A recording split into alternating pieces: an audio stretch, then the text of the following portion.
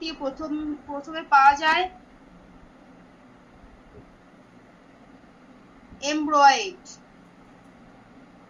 সঠিক পর্যায়ক্রম কি হবে এখানে 57?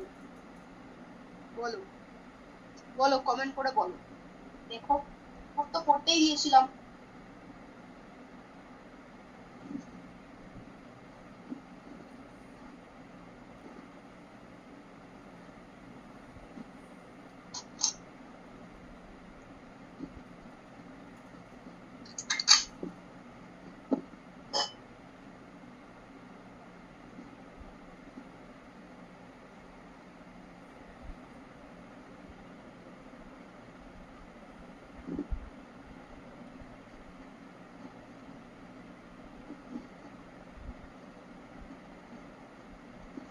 বলো 57।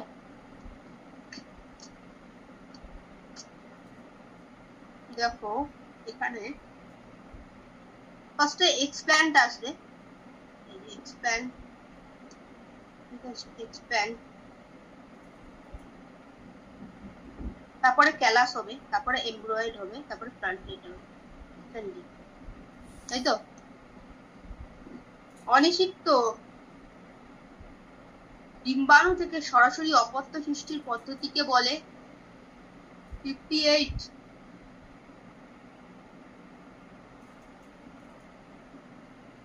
পার্থেনোজেনেসিস। 59 সবচেয়ে উন্নত কৃত্রিম অঙ্গজনন পদ্ধতি হলো,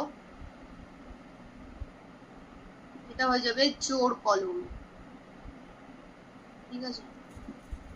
60 নিষেধ ছাড়া স্ত্রীজনন কোষ থেকে কোন জীবটির অপত্য সৃষ্টি হয়? দেখো এটা হচ্ছে মৌমাছি। 61 জীবন চক্রে যে রেণু সৃষ্টির সঙ্গে সঙ্গে লিঙ্গোত্তর দশা শুরু হয়